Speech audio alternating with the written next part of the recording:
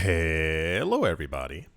Welcome back for another video. Hope you're all doing well and that you're all having a great day. And without any further ado, let's jump right into it. I expected this news to be far more popular than it actually was. When you see the second news story, that one far exceeded how popular that this one actually was. So we've had news for a number of years now that there have been a number of banks around the world who are and have been actively trying to get into the cryptocurrency space. We've heard a lot of news and stories from banks within the United States, and I think there just may have been something, like, not even joking, like from the beginning of 2020, I think that was a gigantic hindrance. And then you have all the situations with the US SEC going on right now, hampering any type of movement that could be going forward. On the other side of the coin, we've also heard a lot about European banks getting into the space, and also in particular, a lot of banks within Germany have been very active in trying to get into the cryptocurrency space as well. I'll explain the first part and then I'll give you the second part after as to how all of this actually connects. It says, according to a recent press release, the bank is called Commerzbank. This would be Commerce Bank in the United States. The bank has become the first full-service German bank to receive a crypto custody license.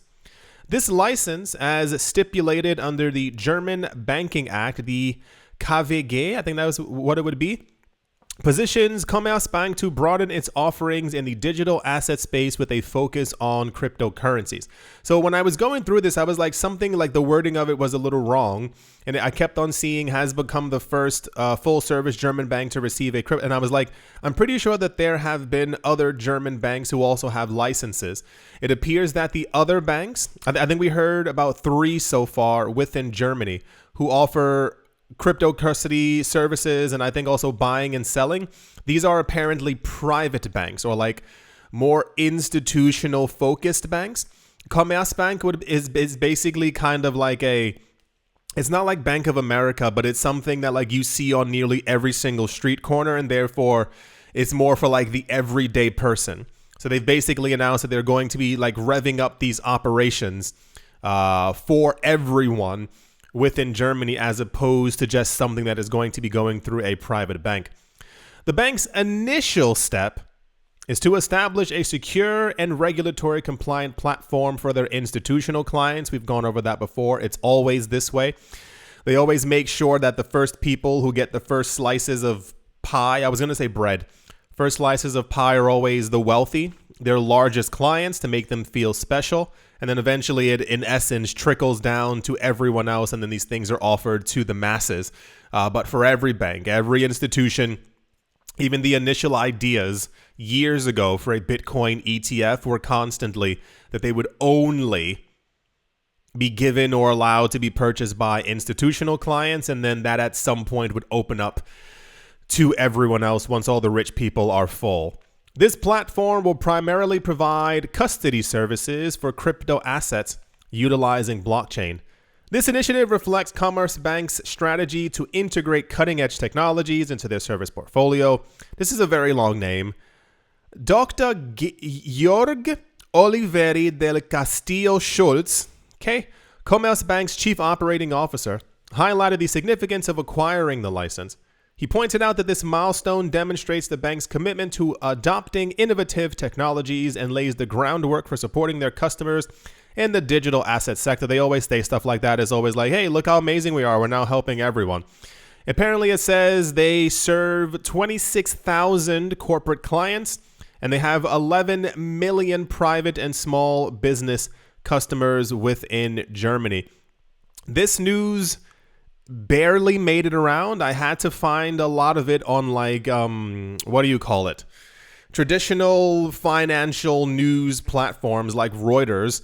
I expected that another bank had gotten into the space, because typically whenever we hear that any bank is getting into crypto, it drives people absolutely insane. And then upon hearing that this is like one of the largest banks, of like public banks in Germany, who is going to be rolling out all of these features for people within the country. I would give it a year as far as like the everyone rollout. There's always like a 6 to 9 month period for institutions and banks. Typically when they launch a new product, it's given to the institutional clients first, and then everyone else kinds of end up getting it as well. There's also just completely and unequivocally ties into all the news that we keep getting as far as like how much Bitcoin is actually left. Between this channel and the other channel, Money Rules, I talk about it quite often because I think it's something that should be talked about more. I'm always very surprised why this is me personally, why other YouTubers, crypto YouTubers, I know they focus on charts and telling you that this coin is going to go up by 9 million%, but the actual news that like multiple banks, like just within Germany, like you can't offer these services unless, I say it all the time, you can't offer these services unless you hold crypto yourself. Like a bank can't sell you crypto and deal in crypto unless they actually have it, which means that these banks are buying. And I assume this is even before they have their license, because we had news, I think the number was over 100 banks in Germany applied for this license. That means that they all know what crypto is. They've been buying, trying to like profit from Bitcoin. And it's just a really weird, I don't know, situation. Everyone focuses very heavily on price as opposed to like, oh my gosh, the world is changing. Like banks are actively into crypto. This is no longer a like, well, hopefully in 10 to 15 years they get into it. I hope at some point that Bitcoin gets adopted by an institution. Maybe one day we'll end up hearing, no, like it's here. It's right in front of us. And it's even weirder a lot of times. Maybe it's because these people aren't in the market. I try and in vain. I try so often to discuss with people things who aren't in crypto about crypto. And it's not like I'm necessarily trying to convert them, but I want people to have information. Like I think it's weird to whatever, like to gatekeep this information for myself. So I get into a lot of topics. I get into a lot of topics with friends about like retirement. And I think that's another can of worms that I think everyone needs to open at some point, because so many people aren't thinking about, aren't preparing for retirement. Like it never even crosses their mind. I was having a walk with a friend a couple of weeks ago, and we were talking about, he's one of my investment friends. Hello, if you're watching. We were talking about like where to put money and how to do things and how to basically save even more and invest more for the future. He was saying he was chatting with a friend.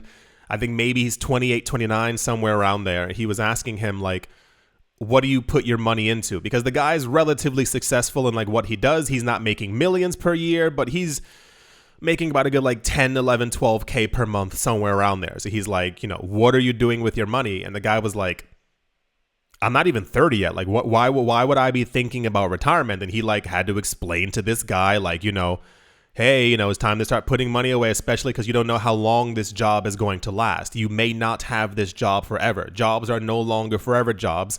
It is not the 1960s. And he looked at him, he's like, I don't know, like maybe like when I'm like 40 something, I'll start. And it's like, okay. So it's kind of the same exact thing on the same energy level, where I have conversations with people who aren't in crypto, who don't invest at all. And I'm like, I send them these articles. I send them screenshots. I let them know the things that are happening. Not like, I get annoyed when people send me stuff that's like, oh, this coin went up by 28%. I'm like, that's fantastic, amazing. But I want like real news. I want like concrete stuff. I want stuff that's actually going on. So I send people screenshots of things like this. These mega banks are in crypto. They've been buying for a while. Look at what these institutions are doing. And I either get the 2 blue check marks that says that they've read it and don't care, or they like go, oh, wow, that's cool. That must be great for you. And I'm like, okay, well, you try where you can, but for some reason, people just don't care. Not that they don't care about their future. Economically, it's something in their minds that like just working day by day for the next 40 to 50 years is just kind of it. Like, this is where I am. This is where I'm stuck. It's very, very, very, very, very odd. Anyway, that's one of the largest banks in Germany, Commerzbank, is officially into crypto. They have their crypto license. And yeah, hope everyone, as always, is paying attention because this is gigantic news. Let's move on. In news that was actually popular news, which, is always a little surprising to me, the cryptocurrency company known as Paxos, it says, is taking a significant step by launching a new US dollar-backed stablecoin through its newly established Paxos Digital Singapore Pte Limited in Singapore. So, as you might have imagined, my curiosity and confusion upon seeing that the news that another bank has actively announced that they are in the cryptocurrency space and are buying. And also, I think I forgot to mention, but I think one of the things for Commerzbank is that they're only at the beginning going to offer Bitcoin and Ethereum. So we can logically assume that they are at least buying Bitcoin and Ethereum. Imagine my surprise when the more popular news was that Paxos is now working in Singapore, and they're making a Singaporean stablecoin. The Monetary Authority of Singapore has given principal approval for this venture, which it sees as a strategic expansion into the Asian stablecoin market. With the principal approval from the Monetary Authority of Singapore, the MAS Paxos Digital Singapore Pte Limited has reached an important milestone and positioned itself as an authorized elite organization for this endeavor. This approval underscores Paxos's commitment to comply with Singapore's stablecoin regulation completed by the MAS in August. Very popular news. I have not gotten to the point in my life where I understand within the cryptocurrency space why layoff news, getting hired news, or like stablecoin news ends up being popular. What was the other news story? I don't have it in here, and I don't think I'm going to have it. There was another news story that's floating around today. Oh gosh, it's something really ridiculous. It's something about a company, I think, also doing, oh gosh, what is it? Like getting regulatory framework for something. And that was also super popular news. Like it had nothing to do with anything like concrete. It was simply that like this company will be able to do business in this country. And that was like and I was like, cool, they got paperwork. That's fantastic. I hope, they get more paperwork so that they can do more signatures or whatever people do on paperwork. But yeah, so this new stable coin within Singapore is going to be USD backed. I don't know many people, and I would dare use the word anyone, who invests in stable coins. They are stable.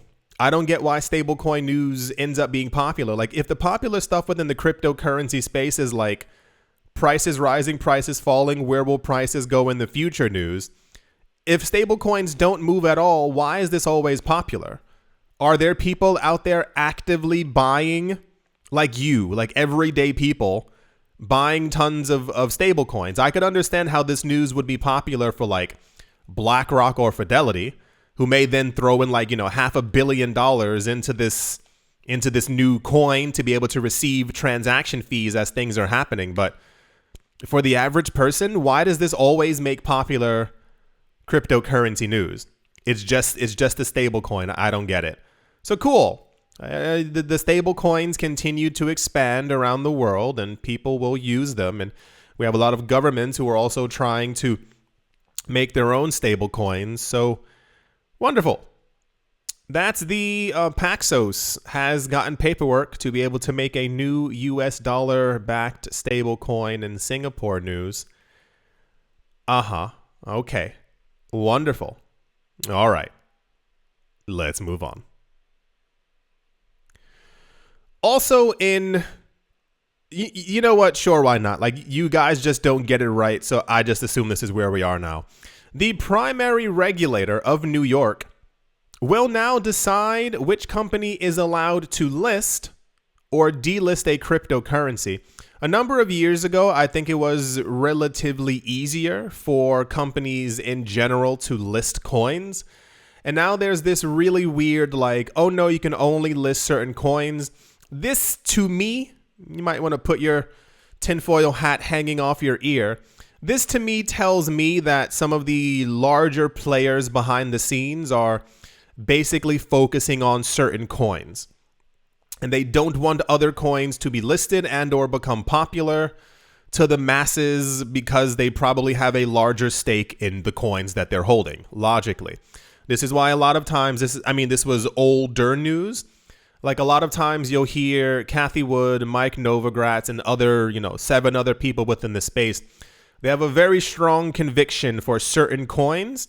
And then when you go through the news and you find out that I think it was Novogratz who bought Ether. I think the news is he bought 1 million Ether for $1, or that's the news from years and years ago. Of course, you're going to love Ethereum more than anything else out there. But now we've kind of gotten to this point where, and I don't believe it, that regulators kind of are saying what's good and what's not. But it also kind of puts things into a pile of, well, who are you to say that this coin is better than the other coin? Kind of, if you get what I'm alluding to. The New York State Department of Financial Services, or the NYDFS, has unveiled a new set of heightened standards for listing and delisting cryptocurrencies within the market. As they say, the market has evolved significantly, or sufficiently, excuse me. In a statement, the NYDFS Superintendent Adrian A. Harris said that licensed crypto businesses seeking to list a token will have to submit their listing and delisting policies and receive approval from the NYDFS. So apparently, I think you will have to put in paperwork, say, hey, we want to list this. But then in the same paperwork, you also have to announce how you're going to delist it as well. The regulator noted it will not approve a coin listing policy absent an accompanying coin delisting policy as well. So if you are saying you're going to put it on, you have to say why. And if you're going to be taking it off, you also have to say why as well.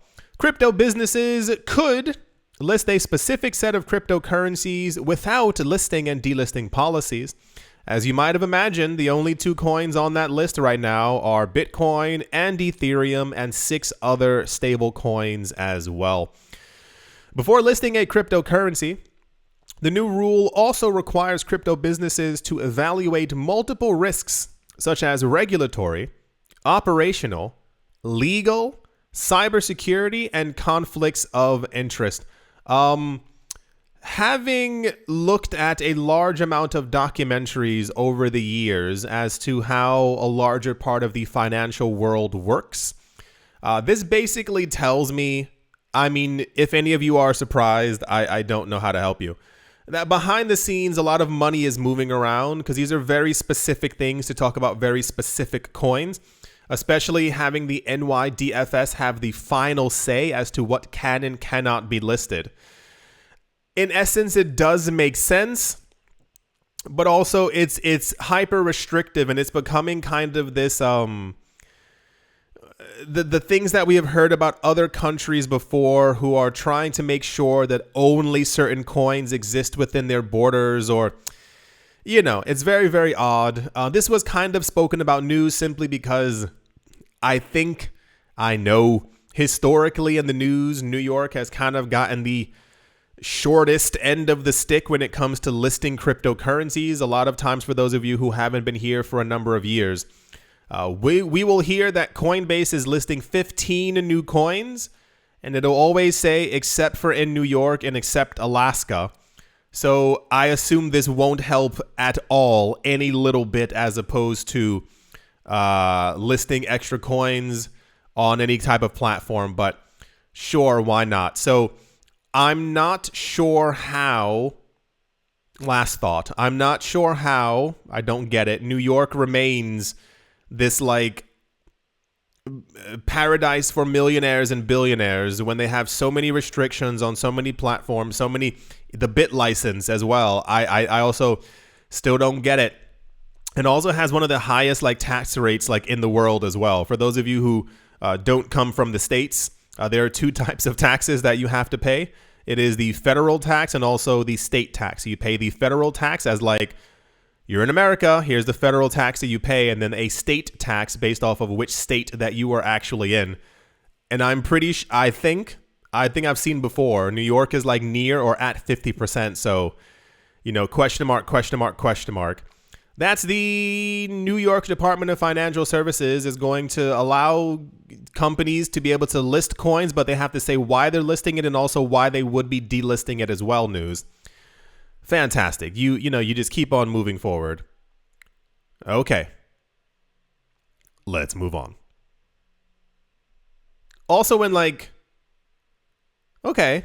So apparently BlackRock is back in the news today, and they have something very particular to say. I don't know if the things that they do are simply because they're trying to show muscle, or if they're simply just writing up something and then sending it out into the wild. The world's largest asset manager, BlackRock, has apparently outlined why the US SEC must approve spot Ethereum exchange traded funds. The long and short of it is, it says it's somewhere around here. They said that the SEC has to approve an Ethereum spot ETF because it'll help out investors. They say that it's a little weird. This is a very weird news story. They basically said that if the US SEC doesn't approve these things, they're basically putting investors in harm's way. Now, I wouldn't particularly use those words, but it's more of I get what they're alluding to, but they're also BlackRock, and they don't have the cleanest reputation because of history.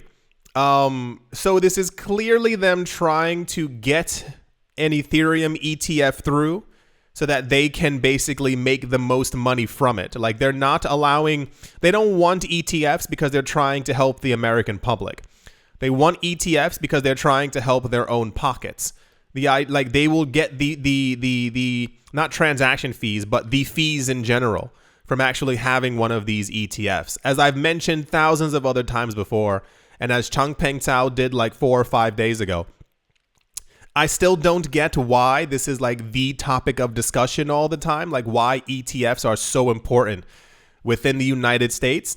Simply because one of the main, I don't want to say lies, but one of the main sentences done by institutions is that, well, how else are institutions going to get access to Bitcoin or to Ethereum in this case? And it's well, you got Coinbase, you got Kraken, you got Gemini, and you got Binance. They can simply buy them, or they can even go over the counter if they don't want the transactions to be on the actual crypto exchanges, order books or whatever, what have you.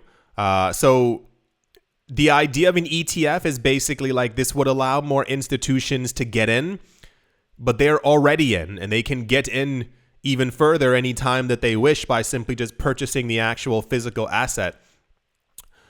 But yeah, so not too much to dig into this one. This was also relatively popular news. I don't know if people assumed this was yeah, go BlackRock, or what it really was. Do you understand that everything these people do is calculated? I think a lot of times if we live very normal lives, the majority of the things that we do, that we say, me and you, are probably not very calculated.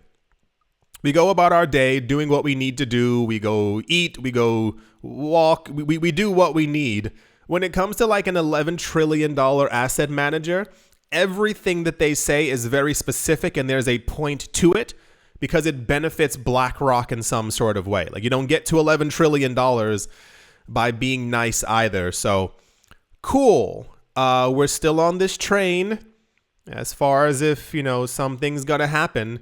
And I think BlackRock is one of the very few companies to have actually applied for a physical Ethereum ETF.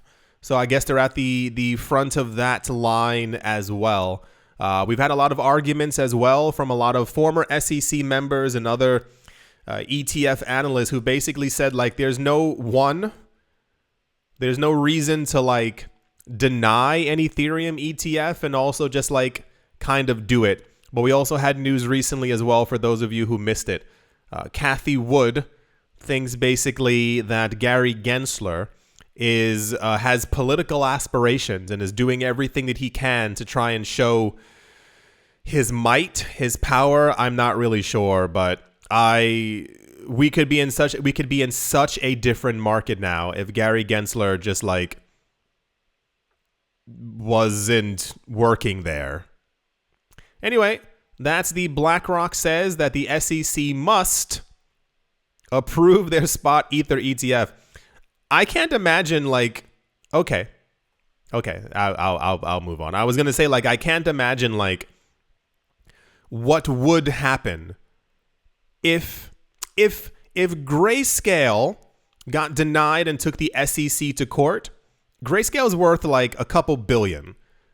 What does $11 trillion worth of might look like against the SEC? Like can you say no to them?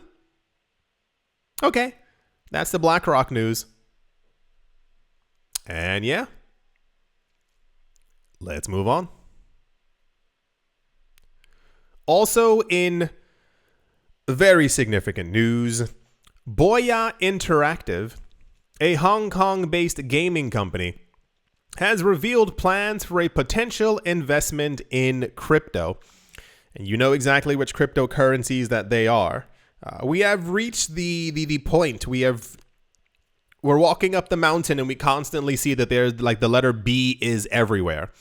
The amount of institutions and companies in the space it's just completely staggering at this point. I wish we had like a percentage of the largest companies in the world who are actually into the space. But the fact that we continue to get news like this, and once again, I get it. I know if you're watching this channel, I know that you're paying attention, but it still perplexes me as to how the majority of people can continuously hear news about very specific coins and then not have them. I couldn't think of any other nicer way of saying that. I've had this channel for almost 8 years. That's insane to say out loud in my head, because especially years ago I used to do sometimes 2 or 3 videos a day. Very different times. I'm very slow now. However, like news like this is like a dream to younger me, like just getting into this market, hearing that all this stuff is actually taking place and knowing now that it's happening and us continuously getting the same letters BTC over and over from these companies and corporations. Like I mentioned before, one, this is in no way, shape, or form financial advice. It is simply not. It is more of I do not understand how you, understanding English, can hear this news on a near daily basis and nothing in your mind goes, maybe I should own some of that. It's kind of like, I was going to say the housing market, but that's another conversation entirely in and of itself as well. Following an earlier voluntary announcement in August of this year, Boya's board views Bitcoin and crypto acquisition as pivotal for their business expansion and asset allocation strategy. So apparently they are going to be, they need shareholders' approval still, but apparently like it's kind of almost a done thing. They're going to be purchasing $100 million worth of crypto, and they'll be doing this over the course of a 1-year period. It says it around here. They're basically going to be putting $45 million into Bitcoin, $45 million into Ether, and then they're going to be buying Tether and USD coin. This is the coin from Coinbase as well. So I had also assumed that this would have been more popular news. Maybe there's something happening behind the scenes that I'm just unaware of. Maybe there's something where cryptocurrency websites don't find news like this popular. Maybe they don't get enough clicks. Maybe it's just not something that they deem to be important. But we keep hearing that the amount of Bitcoin out there for everyday normal people is not even dwindling. It's like just evaporating in front of everyone's eyes. And then to get news constantly, not only just from MicroStrategy, but from a bunch of other companies as well. For those of you who weren't here years ago, one of the more popular news stories constantly was that even companies and individuals in Dubai were buying up massive amounts of Bitcoin. There was some money manager years ago from some whatever in Dubai who was like, yeah, we're authorized to buy around like $5 million of it per week. And I was like, when it was in the video, I was like, oh my gosh, that's insane. And everyone was like, I guess. I mean, Bitcoin's price is still down, and it's like, I don't get it. So yeah, another company has announced that they are going to be buying millions of dollars worth of Bitcoin and Ether, and also subsequently Tether and USD coin. I assume the company has plans on trading. I'm not really sure exactly what's going to be happening. But yeah, another piece of significant news. I will continue bringing news stories like this as long as I possibly can to hopefully let everyone continue to know the madness that's happening around the world, especially within the cryptocurrency space, because, yeah, I personally still believe we are entering, we're not even there yet, entering a very interesting financial time where only very few people are going to profit. But I think a lot of you also know that as well. I do sincerely hope that you have all enjoyed. I do hope that you all are having a great day, morning, afternoon, evening, wherever you are, wherever you might be. I do hope it is absolutely fantastic. Thank you all once again for watching, listening, liking, commenting, and or supporting. And I will most certainly be talking to you all soon. See you.